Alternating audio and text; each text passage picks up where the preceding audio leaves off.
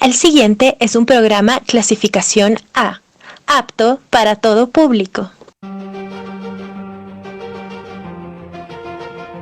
Radio Victoria presenta Acto Único, un programa para quienes aman el teatro, con la conducción de Ale Pazmiño y Juan Pablo Acosta. Bienvenidos. Síguenos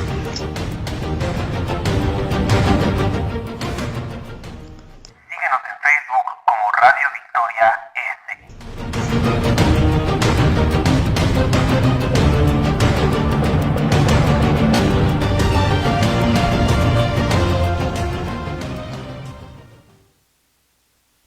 Una excelente tarde con todos ustedes, amigas y amigos. Les damos una cordial bienvenida y un abrazo grande a su programa Acto Único, un programa para los amantes del teatro desde las cabinas de la Radio Victoria. Hoy me siento un poco solito acá en la cabina, estoy solo, usualmente la compartimos con mi querida Ale Pazmiño, ella está en este momento desde casa, pero nosotros seguimos acá y les acompañamos para hablar, y este es nuestro primer programa del 2021 que se viene con un programa excepcional, especial y con un tema aún más maravilloso que es el teatro ecuatoriano. Hola mi querida Ale, ¿cómo estás? Buenas tardes.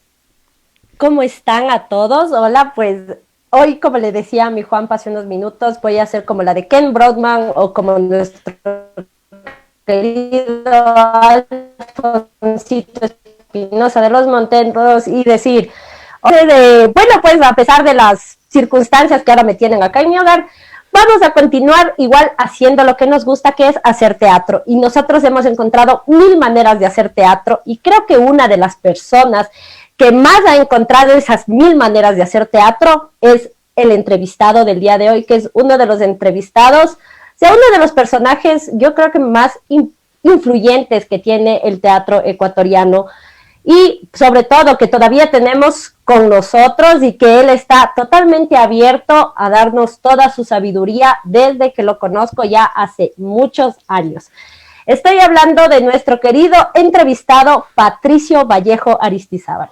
Él es el director de Contra el Viento Teatro, uno de los grupos de teatro más antiguos que tiene nuestro Ecuador, que es Contra el Viento Teatro. Los Contra el Viento ya van funcionando un montón de tiempo a contra viento y marea, sobre todo contra el tiempo, contra el viento, contra todas las circunstancias que se puedan dar, y por eso creo que es loable que en este país, como nuestro querido Pato le dice, la isla de paz, en esta isla de paz, pues todavía estemos peleando y viviendo al margen en este bello quehacer teatral. Entonces, ¿qué te parece si damos la bienvenida a nuestro querido Pato Vallejo, mi querido Juanpa? Claro que sí, así que con mucho gusto recibimos en este momento al maestro Patricio Vallejo Aristizábal. Muchas gracias por aceptar la invitación y estar con nosotros acá en el programa Acto Único. Amigas y amigos, quiero comentarles que parte de nuestra responsabilidad social como medio de comunicación y más aún como en el programa Acto Único es precisamente comunicar, dar a conocer sobre personas tan importantes como Patricio y grupos tan importantes indudablemente en la historia del teatro ecuatoriano como es Contraviento, que precisamente se fundó un 2 de enero de 1991, lo que quiere decir que hace un par de días acabó de cumplir, imagínense, 30 años 30 de existencia años, y de 30, trabajo. y yo tengo 30 años, ellos ya hacían teatro cuando yo nací, literalmente. Así que entonces, bienvenido, Patito. Bueno, antes que nada, agradecerles enormemente. Estoy contentísimo de conversar con ustedes. Me encanta también el espíritu, impulso renovador que ustedes están dando a la comunicación y el poder hacer visible una actividad que tiene una tradición muy antigua en nuestro país, pero que de todas maneras necesita de estos espacios. Así que yo les felicito, me alegra mucho y estoy encantado de estar con ustedes. Muchísimas gracias, Pato. Es todo un honor perdón por atreverme a decir Pato o maestro Patricio, por el honor de estar conversando en este momento con nosotros. Lo que quiero pedirles a nuestras amigas y amigos que forman parte de esta transmisión en vivo por la Radio Victoria es que por favor empiecen a compartir la publicación. Especialmente me refiero a la comunidad teatral. Este es un programa muy específico, digamos, a las personas que pertenecen, me refiero a estudiantes, directores, actores, actrices, para que por favor sean parte de la transmisión, pero que también la compartan y que de esta manera nosotros podamos llegar a más personas con esta información con respecto a este grupo tan importante. Como introducción les quiero contar que Contra el Viento Teatro ha llevado a escena lo siguiente: 24 espectáculos con grupos que ha dirigido y con sus estudiantes 19 espectáculos más. Fuera del Ecuador, 3 espectáculos en Colombia y Brasil, y ha tenido hasta el 2019, escuchen esto, 110 participaciones, 110 en 14 países que son los siguientes: Dinamarca, Austria, Suiza, España, Estados Unidos, México, Cuba, Colombia, Perú, Chile, Argentina, Uruguay, Brasil y obviamente nuestro Ecuador.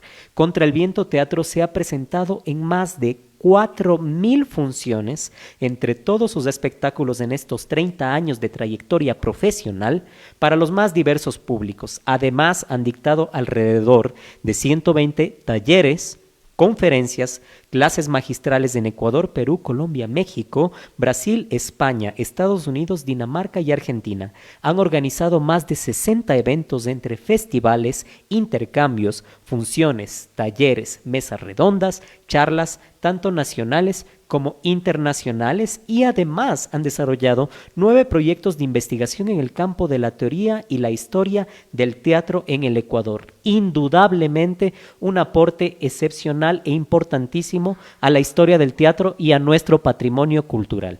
Así que, con esa introducción, amigas y amigos, comenzamos con Contra el Viento Teatro. Sí, y bueno, pues comencemos.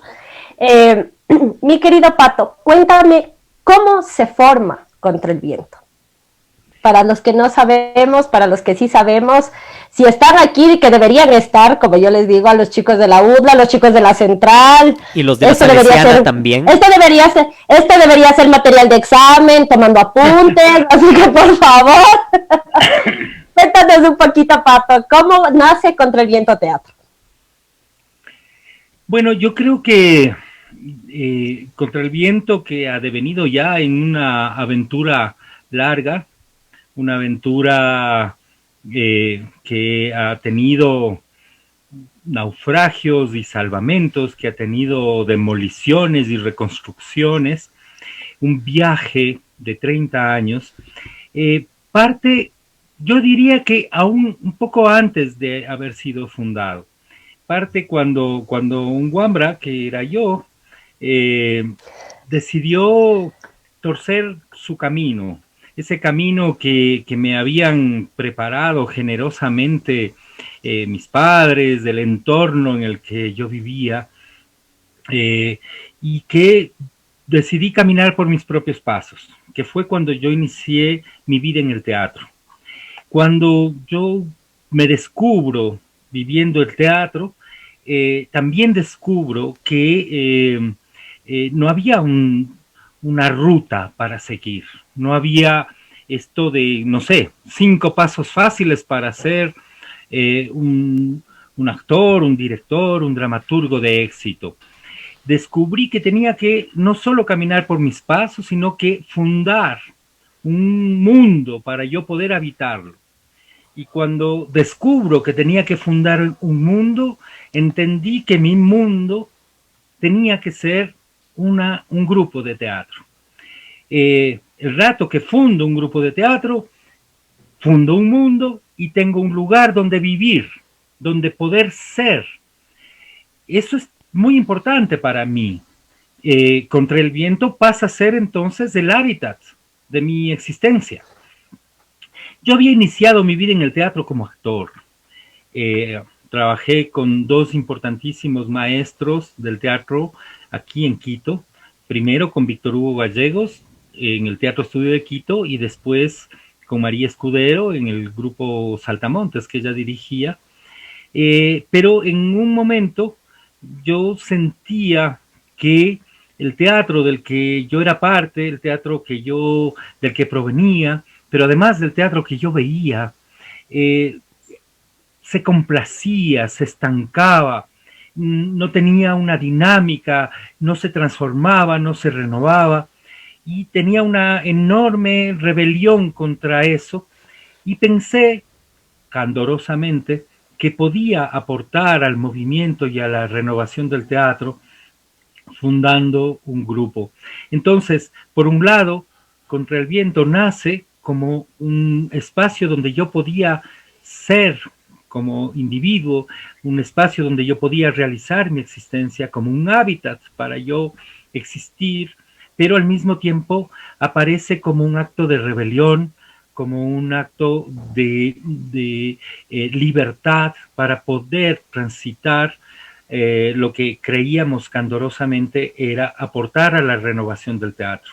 Mira que han pasado 30 años y yo todavía veo mucha complacencia, mucho estancamiento, mucha quietud. Eso quiere decir que en mi candor hemos aportado no tanto como hubiésemos querido a una transformación, a un movimiento, a una dinámica en el teatro ecuatoriano.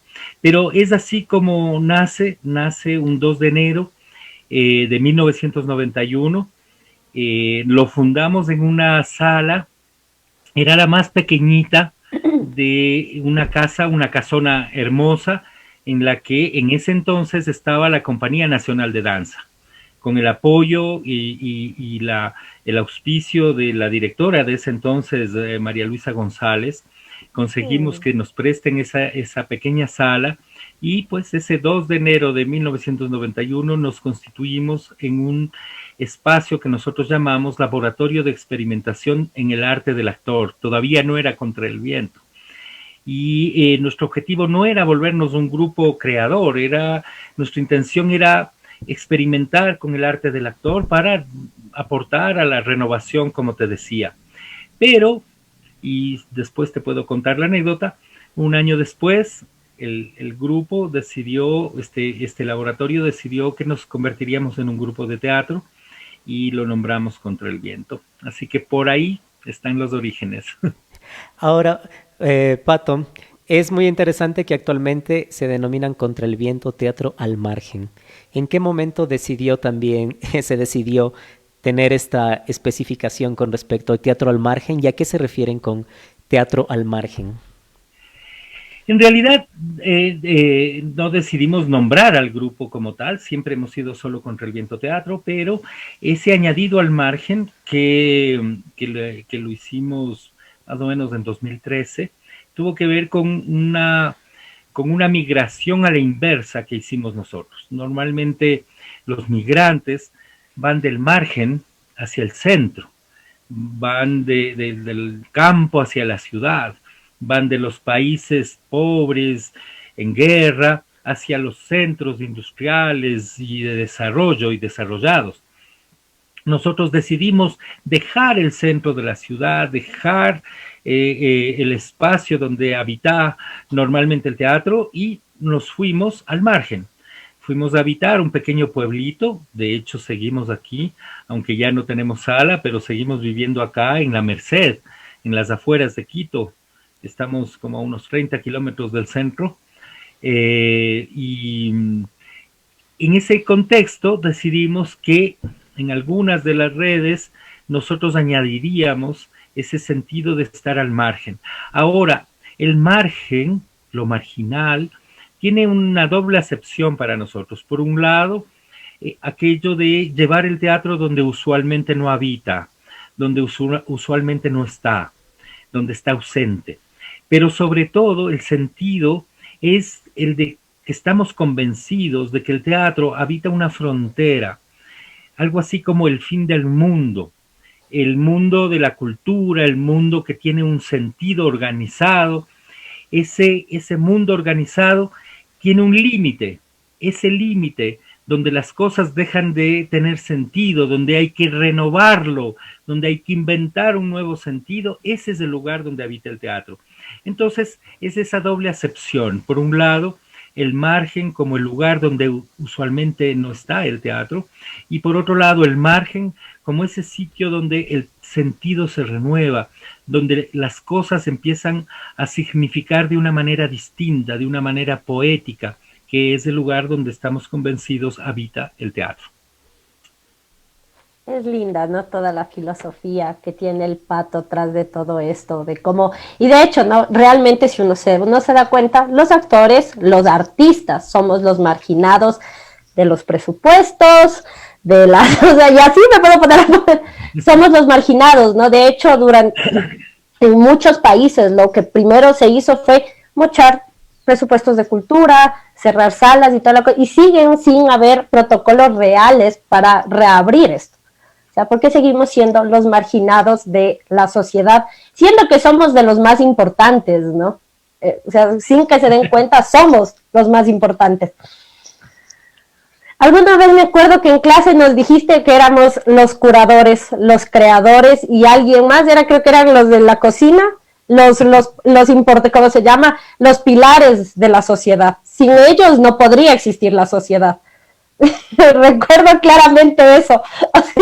Sí, yo digo el hombre primitivo, el ser humano, cuando empieza a desarrollar la cultura, lo primero que hace es, primero que nada, es domesticar la agricultura, sembrar. Por eso, pase lo que pase, aun cuando haya nuevos celulares y nuevas plataformas de ver la diversión, el entretenimiento, eso no es nada. Realmente la gran tecnología fue primero sembrar.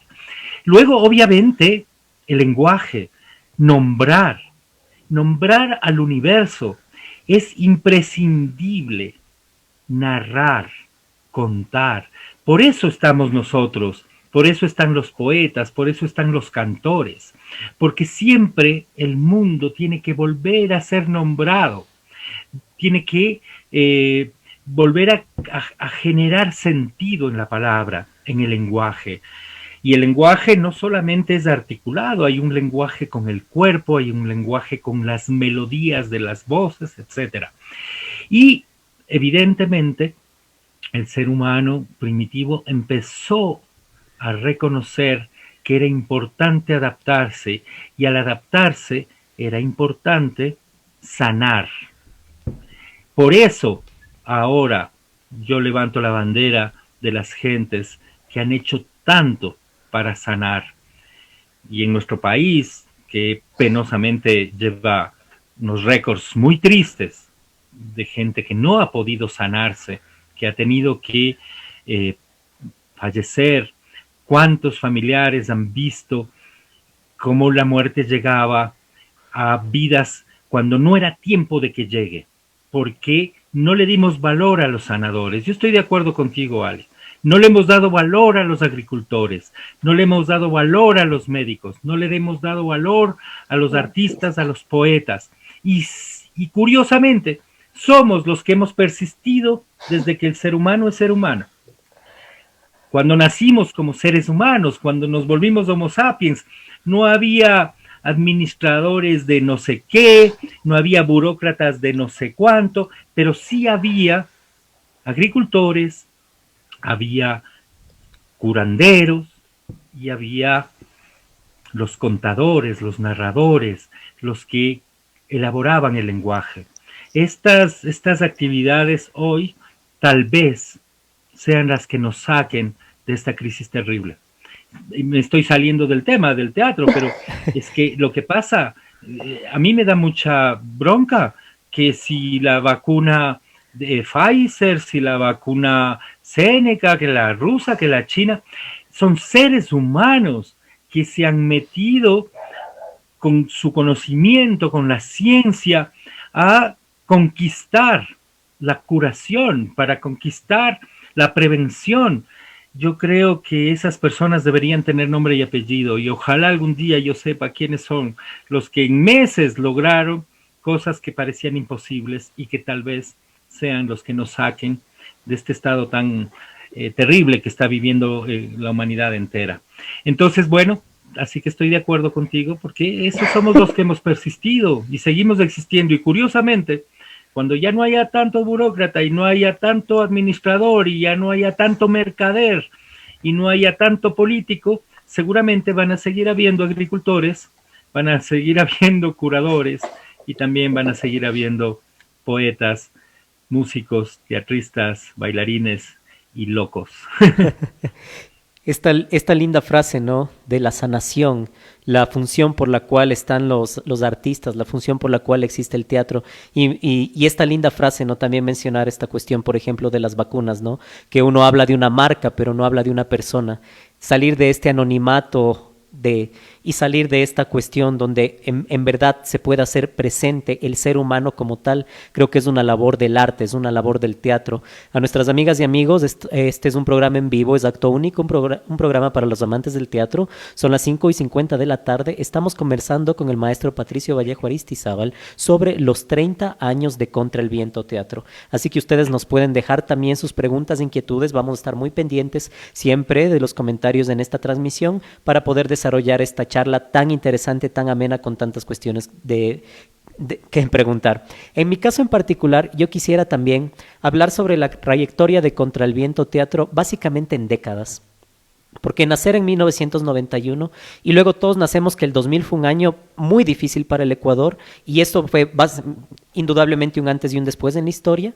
Básicamente en la segunda década es cuando nació una de las obras más insignes del grupo, la que se llama La Flor de la Chuquiragua, y bueno, y esta última década en estos 30 años. Entonces, Pato, ¿nos puedes contar sobre los primeros años de Contra el Viento en trabajos como La Historia del Hombre que se convirtió en perro, El Hijo del Cerro, Yepeto, La Oscura Humedad, Por el Camino de una Estrella, en fin, y sobre todo, ¿en qué momento, cómo se fue construyendo no sé si es que la palabra sea adecuada, pero la voy a llamar estilo característico de Contra el Viento, es decir, las características que uno identifica en las puestas en escena de Contra el Viento, me refiero, por ejemplo, a la parte poética, la música, la prioridad sobre el cuerpo, la expresividad, la voz. ¿Cómo se construyó eso y cómo fue la primera época de Contra el Viento? Bueno, yo debo confesar de que a pesar de que ya se estaba terminando el siglo, un siglo increíble, maravilloso para el teatro en el mundo, el siglo XX, en el Ecuador, en Quito, a pesar de que éramos una capital, estábamos totalmente aislados. No llegaba literatura, los grandes maestros que publicaban y difundían su obra por todas partes, nosotros no accedíamos a esos libros. En ese entonces no había lo que ustedes tienen ahora, que pueden a través del internet conocer todos los grandes avances del arte escénico ese rato. Para nosotros era muy complicado. No llegaban los filmes, las películas que se hacían sobre teatro. Solo intuíamos de que había una gran transformación. La segunda mitad del siglo XX, no lo digo yo, lo dicen algunos maestros, ha sido el siglo de oro del teatro. Grupos se creaban en todas partes, en Europa, en Asia, en África, en América Latina. Los grupos nacían en los garajes, en las terrazas, en los parques. Era una gran explosión del teatro. Sin embargo, los grandes maestros que impulsaron esas transformaciones eran poco conocidos acá. Entonces, cuando fundamos Contra el Viento, te diré que nosotros caminábamos a ciegas. Queríamos ser parte de las transformaciones, de las renovaciones, pero de alguna manera caminábamos como a tientas. Tratábamos de seguir huellas muy difusas en la nieve, artículos que llegaban de alguien que sacaba una fotocopia, amigos fuera del país que nos mandaban un recorte, y comenzamos a conocer a los maestros del mundo que iban transformando el teatro de esa manera casi a ciegas. Pero hubo un instante, un momento importante que fue cuando se funda la Escuela Internacional de Teatro de América Latina y el Caribe. Eso fue fundamental para el teatro nuestro, porque algunos artistas, entre esos yo, del teatro, pudimos salir y yo tuve la fortuna de ser discípulo de un gran transformador y enorme director del teatro brasilero, Antunes Filho. Después, esto fue en 1992, en 1993, cuando descubrí que si el teatro no llegaba acá, a esta aldeíta clavada entre los Andes, que tenía un poco la arrogancia de existir por fuera del mundo, decidí que yo tenía que ir a buscar a mis maestros. Así que fui a la ciudad de Bogotá, hice una residencia con el Teatro La Candelaria y trabajé con los actores y evidentemente con su director, con Santiago García, que penosamente hace cerca de un año ya nos dejó. Y hasta que finalmente, en 1994, recibí una invitación que transformó el camino mío como individuo y del grupo, que fue el ir a hacer una residencia en Holstebro, en Dinamarca, con el Odin Teatro, con Eugenio Barba y los actores del Odin Teatro. Esa estancia allá fue radical, porque todo lo que eran intuiciones, todo lo que era algo difuso en nuestro caminar, se convirtió en un encuentro vivo que producía un tránsito posible. Pero mira, aquí hay una curiosidad que yo me gusta contarla porque es la verdad. Cuando yo regreso de Dinamarca, recibí una invitación para hacer una maestría en literatura, en letras, y yo decidí aceptarla. En el marco de esa maestría, yo tuve el privilegio enorme de ser discípulo de uno de los más importantes, si no el más importante, filósofo y pensador ecuatoriano, que también ya nos dejó, Bolívar Echeverría. Él nos dio un seminario, nos dictó un seminario que se llamaba Etos Barroco y Modernidad en América Latina. Y curiosamente, a pesar de haber trabajado con uno de los más grandes renovadores del teatro contemporáneo, que fue Eugenio Barba, no fue ni Antunes, ni Eugenio, ni Santiago García quienes finalmente crearon el ámbito donde yo iba a desarrollar mi propuesta teatral con mi grupo, sino que vino desde la filosofía.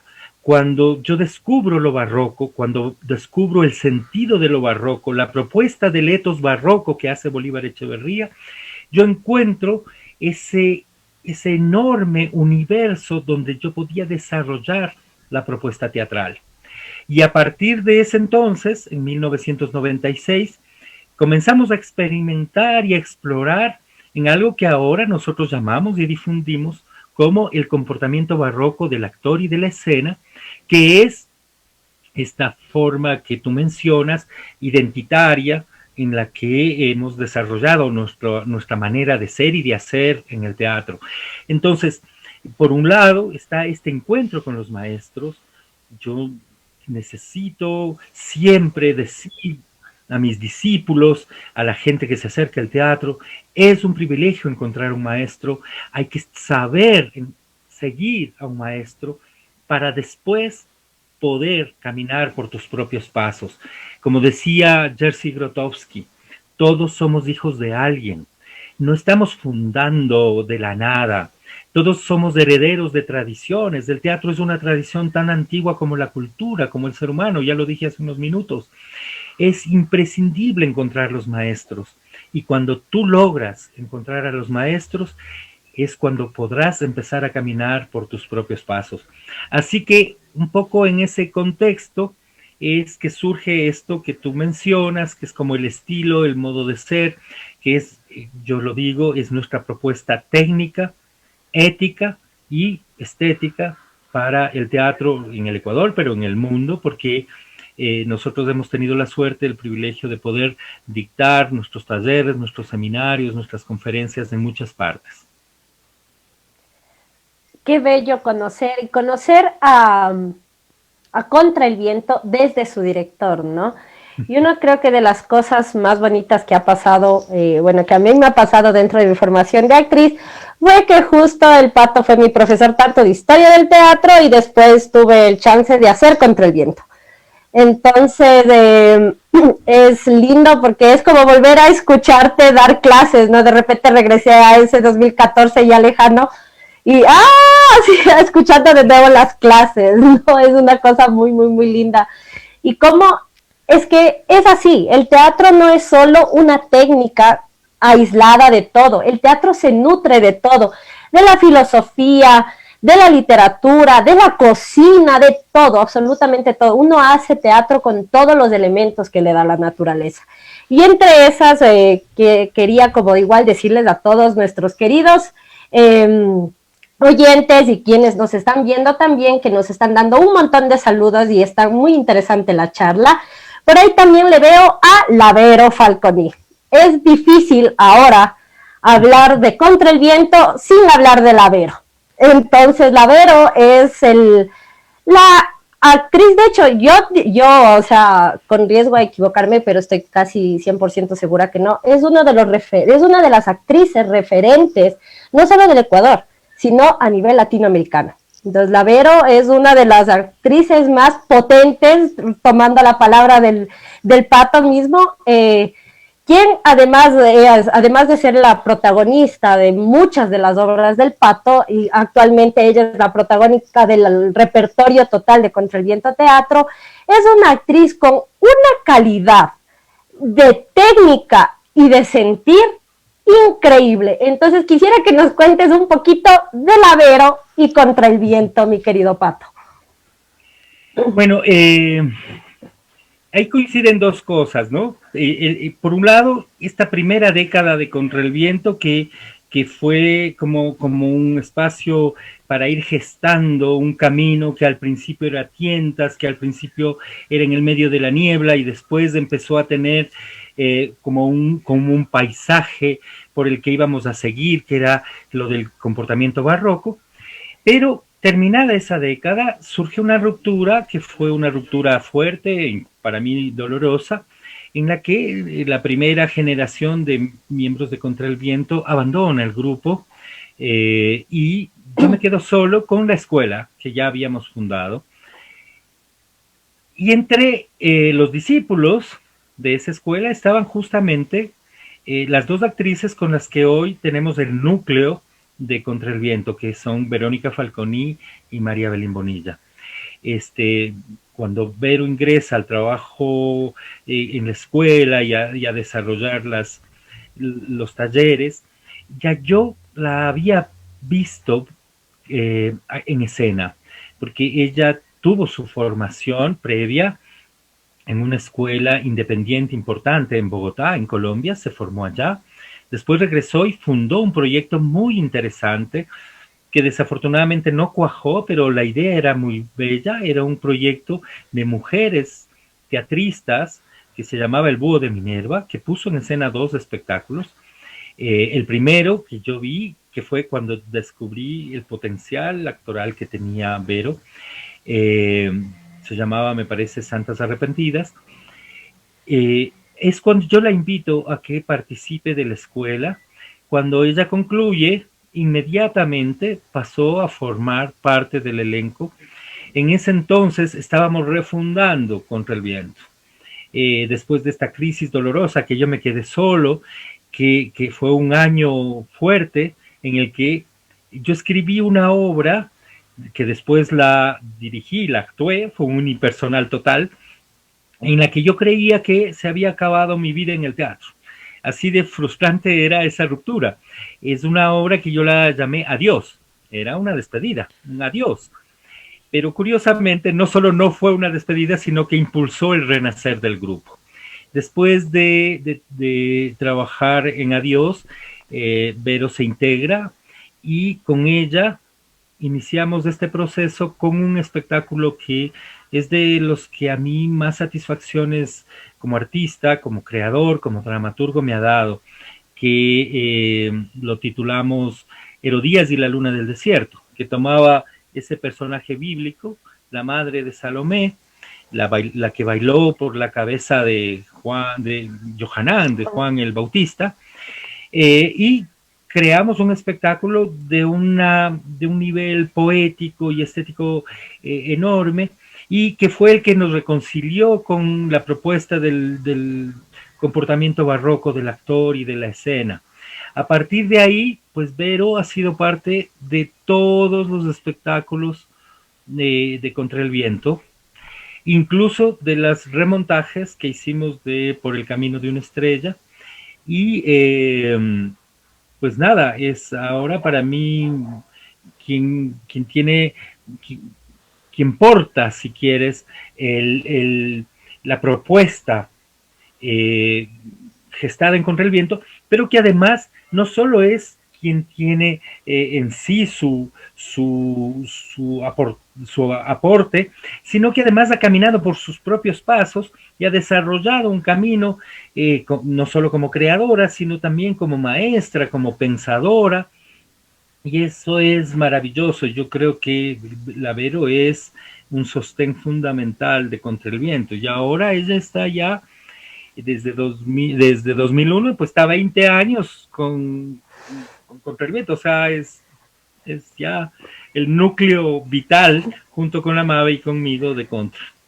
A propósito de Verónica Falconi, les comentamos, amigas y amigos, que tenemos listo un video también en la que vamos a ver precisamente a Verónica en una de sus interpretaciones con un personaje en una de las obras más entrañables, más bellas, y con eso podríamos ya hablar de la segunda década de Contra el Viento, que es de La Flor de la Chuquiragua. Así que le voy a pedir a mi querido Isaac Hinojosa en controles, por favor, si es que puede pasarnos este pequeño video que lo tenemos acá, para ver un poquito, un fragmento pequeñito de una interpretación de Verónica Falconi en la obra La Flor de la Chuquiragua. Así que nos vamos con eso en este momento.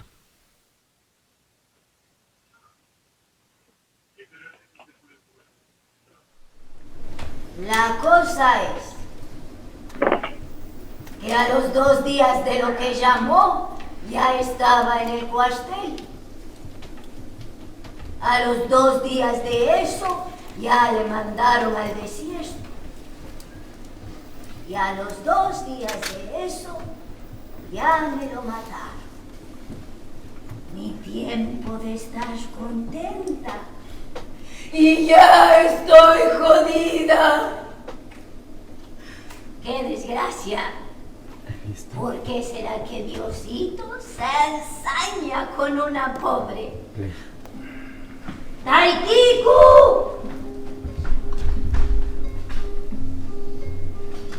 Diosito,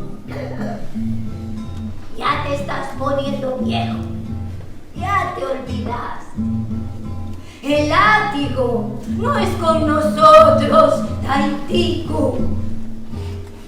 Los mercaderes, ¿te acuerdas? Los mercaderes andan por todas partes, Diosito. Preste para acá ese látigo que yo le doy haciendo.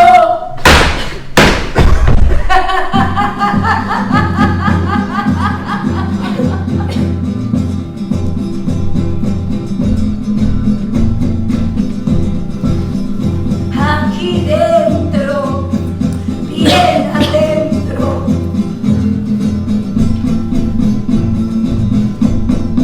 Aquí dentro, bien adentro. Aquí dentro, bien adentro.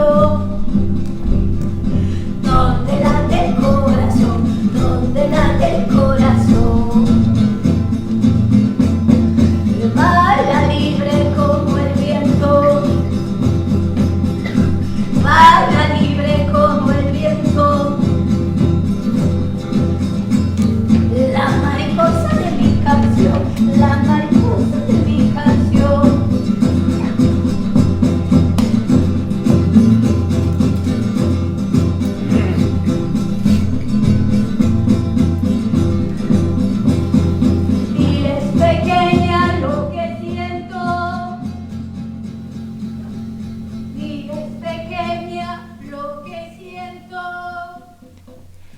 Amigas y amigos, acabamos de ver un pequeño fragmento interpretado por Verónica Falconi en la obra La Flor de la Chuquiragua de Contra el Viento Teatro. En este momento también les decimos que Contra el Viento tiene un canal de YouTube en el que ustedes pueden ver mucho de su trabajo y también pueden ver un documental que salió hace poquito tiempo y entender a profundidad a partir de esto toda la historia de este maravilloso grupo. Ahora, quiero comentar y contarles un poquito sobre esta obra y con eso también pedirte, Pato, que nos cuentes ya de esta siguiente etapa de Contra el Viento después de los 2000, específicamente 2002, porque esta obra se remonta a este año cuando Patricio, él escribió un cuento homónimo. Impresionado por las circunstancias que en ese año vivía el mundo, nos referimos en particular a la Guerra del Golfo y obviamente a la crisis económica del 2000 en el Ecuador, que todos la conocemos. Y un par de años después, precisamente Verónica Falconi toma este cuento y lo interpreta como una narración escénica que se integró a un espectáculo que se estrenó con el nombre de Carga Montón y posteriormente al ver el enorme potencial, el grupo inició un proceso en el cual el cuento, la narración, se convirtieron finalmente en un espectáculo independiente que en el 2007 en el Teatro Variedades de Quito se estrenó como La Flor de la Chuquiragua, que se convirtió casi inmediatamente en una obra emblemática de ser, de hacer, de lo que es Contra Viento. Ahora, Pato, cuéntanos cómo es esta siguiente etapa de Contra el Viento, específicamente a partir del 2000, y cómo es este proceso tan bello de La Flor de la Chuquiragua. Bueno, como tú dijiste, en efecto, yo en 2002 estaba muy impresionado por las cosas que estaban sucediendo en el mundo, estaba muy afectado por el tema de la migración, de la diáspora terrible que tuvo que vivir el Ecuador y los ecuatorianos, familias que se rompían, padres que viajaban, migrantes que fallecían en barcos pesqueros y bueno, esa es una historia que no deberíamos olvidar jamás.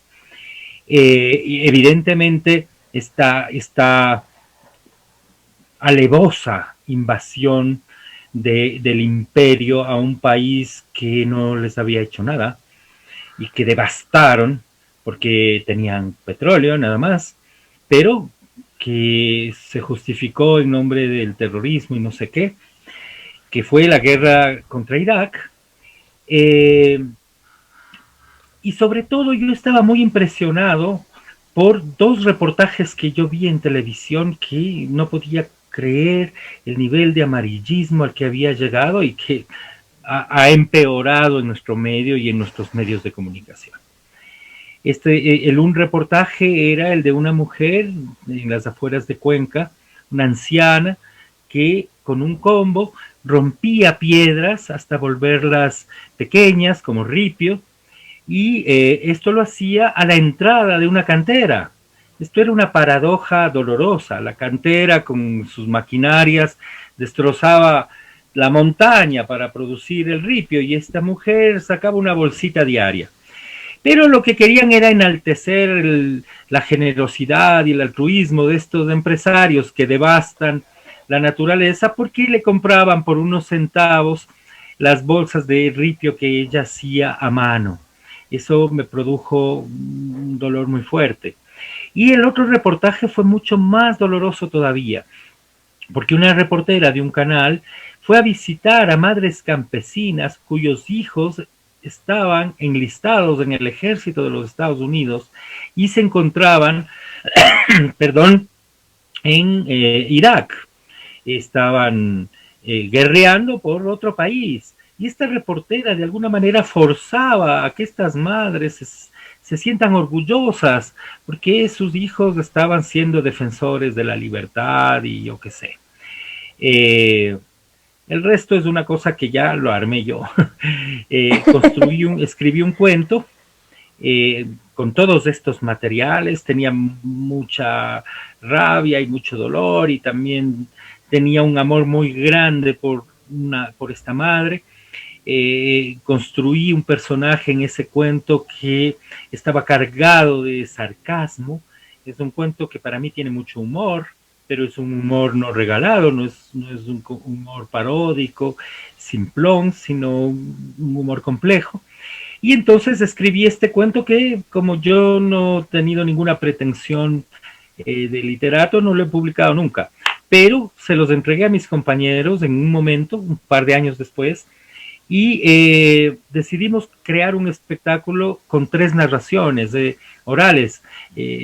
Cada uno de los actores tomaba un cuento mío y lo interpretaban como una narración.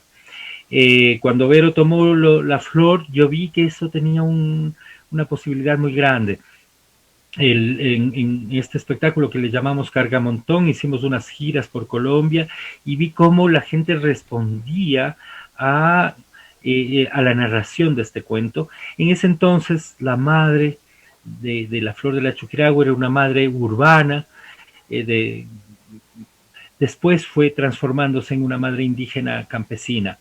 Pero bueno, tuvo un proceso largo, como tú ves, desde 2002 a 2007, fueron 5 años, y eso habla un poco de cómo son los procesos en Contra el Viento. Nosotros no somos una fábrica hacedora de espectáculos, una obra que se hace en 2 días, que sale a escena, se da 20 funciones con suerte. Si es que tiene un humor fácil, puede llegar a 22 funciones y después se guarda porque hay que hacer otra, igualmente simplona, en 2 noches, y etcétera, etcétera. A nosotros los procesos de creación de Contra el Viento nos toman mucho tiempo, a veces años, porque queremos crear nuestras obras con oficio, modelando, cuidando los detalles. Cuando llegan al encuentro con el espectador son obras muy elaboradas. Más allá de que mi obra puede gustar o no, nuestra obra, la de Contra el Viento, puede ser apetecida o no en el medio de esta industria del entretenimiento tan complaciente, un teatro poético, un teatro estético no necesariamente es muy apetecido, es más apetecido el humor simple.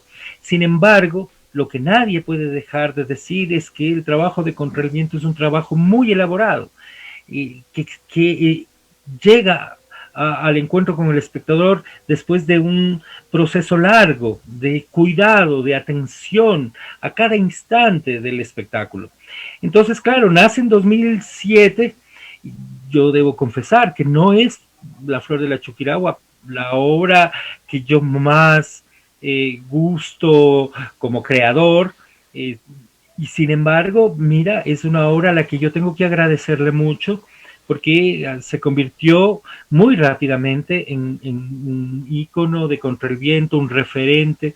Es una obra que no solo se ha presentado en muchos lugares del mundo, sino que es una obra que ha sido estudiada, ha sido objeto de estudio de tesis en Europa, en los Estados Unidos, de maestría, de PhD. Hay una tesis de PhD en la Universidad de Cornell en Nueva York, que es una tesis para doctorado, que hace un estudio sobre La Flor de la Chuquiragua. Entonces, pues más allá de el gusto o no de nosotros como creadores, esta es una obra a la que le tenemos un amor enorme, una gratitud enorme, y estoy seguro de que ese personaje, la madre que creó la Vero, es inmemorable. Pues acá en el Ecuador no se escribe nada, no hay una historia, nadie puso nada. La única crítica que recibimos, nos dijeron que éramos indigenistas trasnochados, que el indigenismo se acabó en la década de los 30 del siglo XX, y nada más. Pero afortunadamente hemos recibido otro tipo de lecturas, y eso ha hecho de que, desde mi perspectiva y sin ningún afán de resultar arrogante, se convierta tal vez en un personaje canónico que en algún momento se recordará como parte de este periodo del teatro ecuatoriano. Lindo, de verdad, ¿no? Si tenemos algo, es que no nos gusta escuchar crítica. Cuando de verdad lo que uno más hace es, vean, por Dios, digan algo, así aunque se alcen la voz. Creo que todos, o sea, cuando uno está como actriz, ya hablando desde lo personal, uno dice como, chuta, uno espera que uno venga y diga, ay, no, que estuvo hermoso y todo eso, pero cuando uno está como director, uno espera, vean, por Dios, digan algo, si no les gustó, si les gustó, ¿qué pasó? pero hablen, o sea, hablen. Sí. Y es una obra bellísima, y de ahí tenemos, o sea, aunque es la insignia, o sea, ya digo, yo igual he tenido el chance de ver todas las obras del Pato, y a mí, al final de la noche, es una obra que, o sea, hay una, ¿no? Y para mí es al final de la noche, por ejemplo, para mí. Y quería justo comentar de, uno hace teatro desde muchas aristas, y creo que una de las aristas que para ya entrar a la tercera década de Contra el Viento, que fue una de las cosas más bonitas, justo hablando de lo que el Pato dice, que el teatro en el Ecuador no está registrado. Por eso cuando nosotros nos toca hacer los monografías, tesis, lo que sea, uno se demora un montón de tiempo por intentar tener el documento donde uno dice, ok, aquí dice tal, aquí dice tal. Y gracias al Pato, si de verdad a ustedes les interesa empaparse un poco más, sacó también lo que es una editorial, lo que es Ediciones Contra el Viento. Bueno, tengo aquí algunos de mis libros, hashtag fan del Pato, ¿no? Pero aquí tengo algunos de los libros del Pato que se publicaron bajo la firma de Contra el Viento Teatro, que es, uno de ellos es La Canoa de Papel, que lo tengo aquí, estoy buscando mi relámpago, pero Yo no también lo veo lo por aquí. tengo. La verdad es que estoy con la biblioteca Y en al la lado. misma edición. Entonces, es La Canoa de Papel. Este es de Eugenio Barba. Hay en miles de, yo que sé cuántas ediciones habrá, pero hay una hecha en una editorial ecuatoriana y es de Ediciones Contra el Viento, ¿ya? Tenemos Julia Barley, que es Piedras de Agua, tenemos El Relámpago sobre el lago, que es autoría del Pato. Si quieren historia, La Niebla y la Montaña del Pato. Y si quieren la dramaturgia, porque además uno hace de diferentes aristas, ¿no? Uno hace desde la teoría, desde la práctica, desde la técnica y también desde la dramaturgia. Son formas de hacer teatro, todo es hacer teatro. Y entre ellos tenemos Caminando, yo tengo la primera versión, me falta la segunda que tengo que comprarla, que es de Caminando sobre arenas movedizas, que es una de las frases que más nos repite el Pato a todos los que hemos sido alumnos del Pato alguna vez, Caminando sobre arenas movedizas. ¿Por qué el de esta frase? Y así hablamos de la tercera década de Contra el Viento. Bueno, esa surge de imágenes, de sensaciones que uno tiene en la vida. Yo siempre he sentido que esta existencia en el mundo que creamos para poder habitar, que es Contra el Viento, es una existencia muy frágil, muy precaria. No hay ninguna solidez, no hay ninguna institucionalidad que pueda acoger y que pueda darle firmeza. Entonces, en algún momento, imaginando qué puede ser lo más precario que puede estar bajo nuestros pies, entonces yo vi una película muy antigua, que era una versión, creo que de los años 30, de la historia de Rice Burroughs de Tarzán. Y en una escena, uno de los personajes se hunde en arenas movedizas y entonces yo sentí que nosotros, curiosa y paradójicamente, caminamos sobre arenas movedizas porque es inestable y precario, pero no nos hundimos, logramos seguir caminando a pesar de que el suelo que está bajo nuestros pies es muy precario y muy inestable. Contra el Viento ha existido así. Nunca hemos tenido un suelo sólido, no somos propietarios de una sala, no tenemos un reconocimiento en la industria del entretenimiento que nos asegure un público, etcétera, etcétera. Siempre hemos tenido que seguir caminando sobre algo inestable. Esta última década es una década, yo creo que prolífica en el sentido de que cuaja estéticamente de mejor manera nuestra propuesta de lo barroco. Coincido contigo, Al final de la noche es para mí una obra que me ha dado muchas satisfacciones como creador, como artista, tanto en la palabra, en la escritura del texto que la hice yo, como en la puesta en escena. Creo que también el personaje de Eva especialmente el de Eva, que interpreta a Vero, es espectacular. Y yo creo que hay que mencionarlo, tanto en La Flor de la Chuquiragua como en Al Final de la Noche y en el resto del repertorio. El trabajo de la Mave es impresionante, porque aunque sus personajes de alguna manera son siempre contrapunto de estos otros que son como más protagonistas, es lo que genera la tensión y lo que permite la construcción de la poética, de lo barroco, no del barroco. Esto es importante. Algún rato me invitan de nuevo y hablamos del barroco, ya no solo de los 30 años.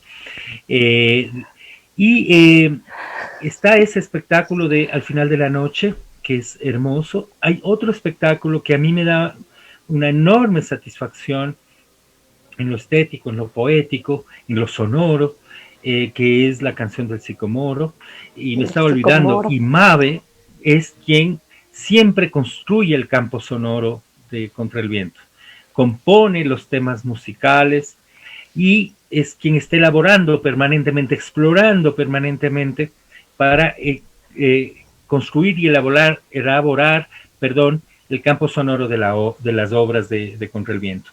Y también es una maestra importante en el grupo. Entonces está La Canción del Sicomoro, que es inspirada en los personajes de Otelo, pero también inspirada en un poema hermosísimo que escribió un maestro genial del teatro colombiano, que es Juan Monsalve. A partir de esas dos fuentes surge La Canción del Sicomoro, y ahora en el último tiempo hay un espectáculo que surge de una necesidad de Vero y Mave de desarrollar ellas el punto de partida. Y es una maravilla, tal vez una de las obras que a mí más me gusta. Se llama Susurros en el Ático, que es un espectáculo hermosísimo que toma, entre otros puntos de partida, el cuento del dragón y la mariposa de Michael Ende, pero lo teje, como siempre, el trabajo de Contra el Viento. Insisto, algún rato hablaremos sobre lo barroco y sobre el sentido del tejido y todas estas cosas de la tensión y la ambigüedad, que algún momento sería interesante dialogarlo. Y esa es la obra que ahora estamos también integrando a nuestro repertorio con intensidad en la difusión. Entonces, bueno, esta última década es una década muy fuerte a nivel de la trascendencia internacional, de las giras. Hicimos una creación en conjunto con un grupo entrañable, hermano nuestro, de Brasil, de la parte metropolitana de São Paulo, de una ciudad que se llama Suzano, que está al borde, en el límite, igual que nosotros en la Merced. Ellos están en São Paulo, en Suzano. Se llaman Contadores de Mentira.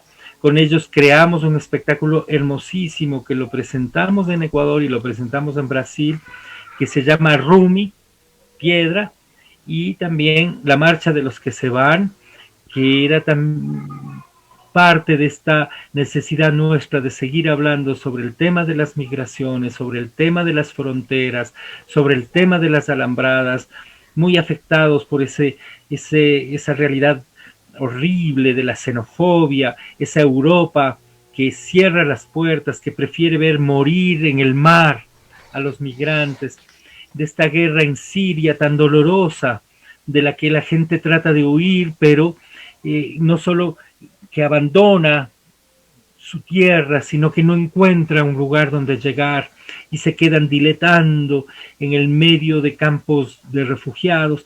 Todo eso nos afectó como para crear este espectáculo que se llama Rumi. Entonces, esas son, digamos, que las obras que marcan en el repertorio del grupo, pero también es importante, nosotros hemos trabajado con otros elencos, hemos puesto en escena espectáculos en Colombia, hemos puesto en escena con el grupo La Guagua un espectáculo a mi gusto muy bello, que se llama Ecos bajo la luna, que es inspirada en la literatura de José María Arguedas, el enorme escritor peruano. Y esto es una cosa curiosa porque tomamos Los ríos profundos, su novela más importante, como punto de partida. Entonces está la literatura peruana, un director ecuatoriano y un elenco colombiano. Entonces hicimos una creación andina. Entonces, Contra el Viento no solo ha estado creando para su repertorio, sino también creando o co-creando con otros elencos. Eso nos ha permitido también, entonces, vivir una experiencia transcultural. Y bueno, finalmente, hace unos cuantos años, empecé yo a tomar la cátedra de actuación, en realidad no cuantos años, hace 1 año y medio, perdón, la cátedra de actuación en la carrera de teatro de la Universidad Central, y tuve el privilegio de llevar a escena con ellos, pero con el soporte de Contra el Viento, porque la parte sonora la puso Mabe, la parte de dirección de actores la puso Vero, y entonces creamos El Mercader de Venecia, que fue un espectáculo a mi gusto muy bello, con el grupo que egresaba en el curso de 4º año de la carrera de teatro. Y nos vino la pandemia. Si no hubiésemos creado con el siguiente curso otro espectáculo. Y bueno, la expectativa es que en este espacio académico la propuesta de lo barroco pueda también aportar a un acervo que obviamente la escuela de teatro, la carrera de teatro, perdón, está ya gestando entre sus estudiantes.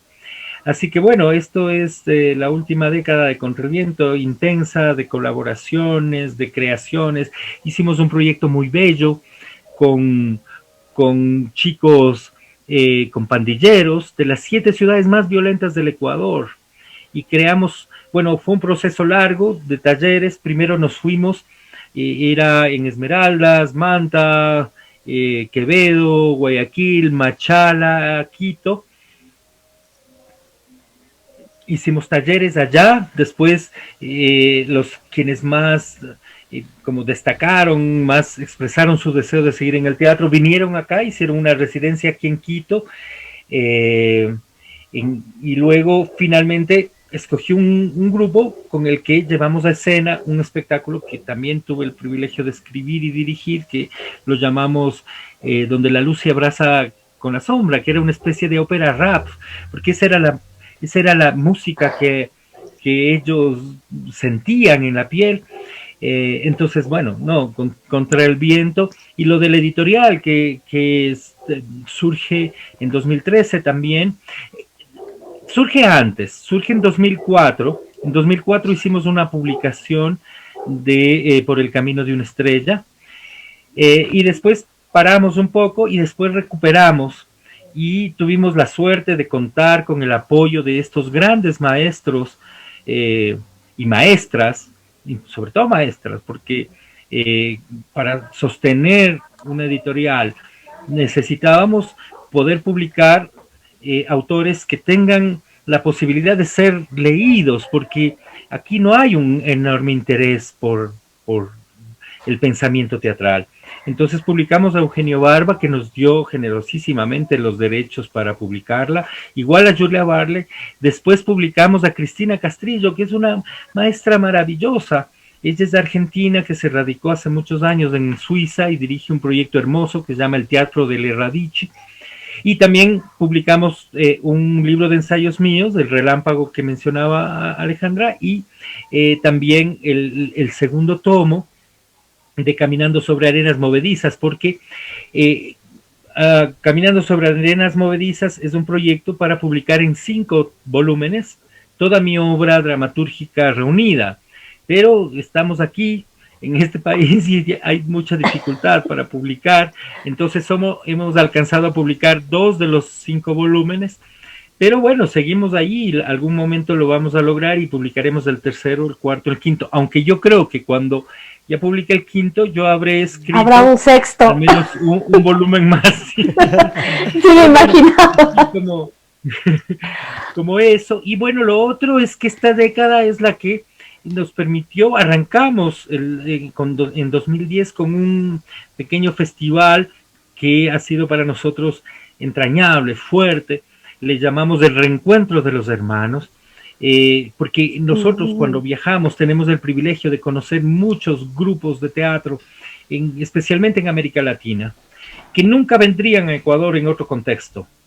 Entonces, haciendo esfuerzos enormes, sin patrocinios, sin subvenciones, casi siempre de nuestros propios recursos, logramos hacer 8 ediciones y esperamos recuperarla, porque ese es un festival muy lindo, que lo hacíamos tanto en la Merced y Alangasí como en Quito, pero en Quito lo hacíamos con el apoyo de la Facultad de Artes, y presentábamos esos espectáculos y hacíamos talleres en el teatro de la facultad.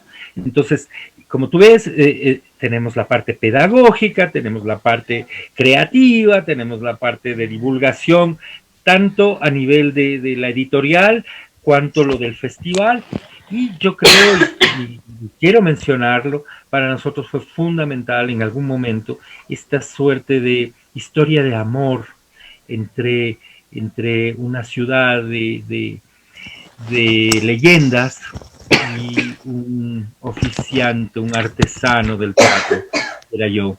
Y me estoy refiriendo al Festival de Loja, que, pues nada, fue una historia de amor, y creo que fue un punto de partida que ojalá pueda tener proyección a futuro, porque el Festival de Loja logró, en las pocas ediciones en las que yo pude estar ahí, llevar a un lugar canónico esta tradición de la que no solo Contra el Viento, sino gran parte del teatro ecuatoriano es parte.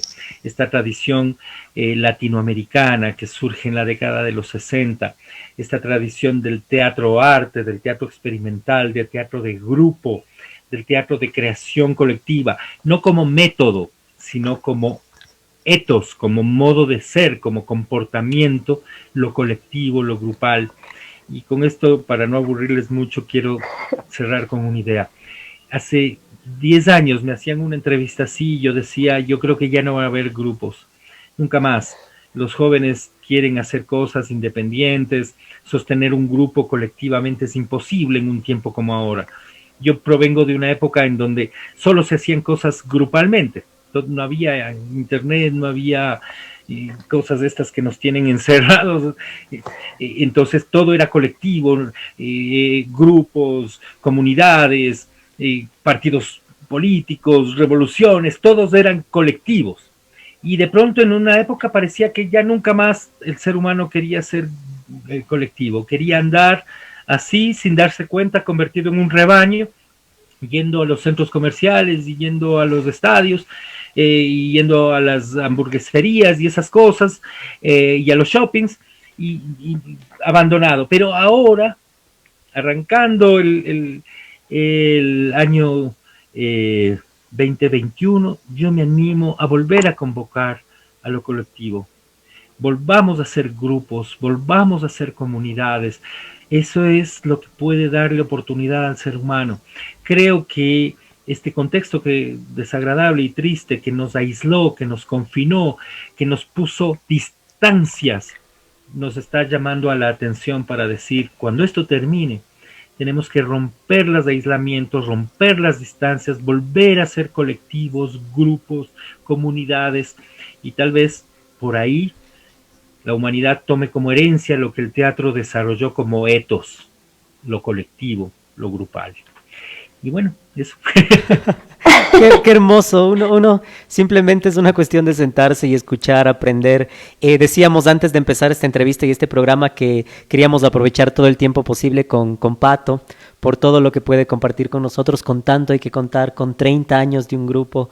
Nos contaba al inicio, ¿no? Este año 1991, y fíjate, han pasado 30 años de eso, y estoy muy de acuerdo, y creo que con eso ya vamos cerrando, porque incluso nos pasamos un poquito del programa, pero bueno, no importa nada. Pero con eso vamos cerrando, amigas y amigos, con quedar con esta idea de, si es que algo nos deja este contexto tan desfavorable en el que nos ha tocado estar, es volver a la idea de la comunidad, del sanador, de la agricultura, de lo que en verdad implica ser humano, no aquellas, no sé, máscaras, cosas relacionadas con el ego, con la vanidad, con el capital, en fin, ¿ya? Sino que volver a estas raíces de lo que implica nuestra esencia humana, y creo que eso es algo fundamental en el teatro también. Estamos muy felices de haber conversado contigo, Pato. Estamos muy felices también de contribuir para que más personas sepan, todas las que se puedan en este país, en este mundo, sobre el trabajo tan maravilloso que hace, porque se tiene que dar a conocer también, y es parte de nuestra responsabilidad como Acto Único, como Radio Victoria. Creo que vamos a dejar pendiente y te comprometemos para retomar en algún momento el tema del barroco en el teatro, que es importantísimo. Y bueno, y tantas cosas que podemos conversar en el futuro, así que te agradecemos muchísimo de mi parte, de parte de Ale de la Radio Victoria, a ustedes también, amigas y amigos que han formado parte de este Acto Único. Muchísimas gracias de verdad, Pato, por estar aquí con nosotros. ¡Que viva! Otros 30 años más contra el viento teatro. Muchísimas gracias allá en cabina por la facilidad, la facilidad de, a pesar de mi situación un poquito de salud, ahora ya pues igual seguir compartiendo con ustedes, y ya saben que este es su programa Acto Único, además de ser el programa de los amantes del teatro, es el programa del exceso de información. Muchísimas gracias a todos y nos vemos en la próxima semana. Recuerden que estamos con el mes del teatro ecuatoriano, así que compartan esta transmisión para que llegue a muchísima más gente sobre los 30 años de vida de nuestro Contra el Viento Teatro, un hito en el teatro ecuatoriano que aún está viviente y al margen. Así que nos vemos la próxima semana. Muchas gracias también a Isaac Hinojosa en Controles, y nos reencontraremos muy pronto en Acto Único, sábados a las 5 de la tarde. Muchas gracias por estar. Si me dan 2 segunditos, solo a invitarles, por supuesto, a que se suscriban al canal de Contra el Viento en YouTube. Ahí tenemos gran cantidad de materiales. Sí, para que sepan un poco más. Muchísimas gracias y nos encontramos el próximo sábado.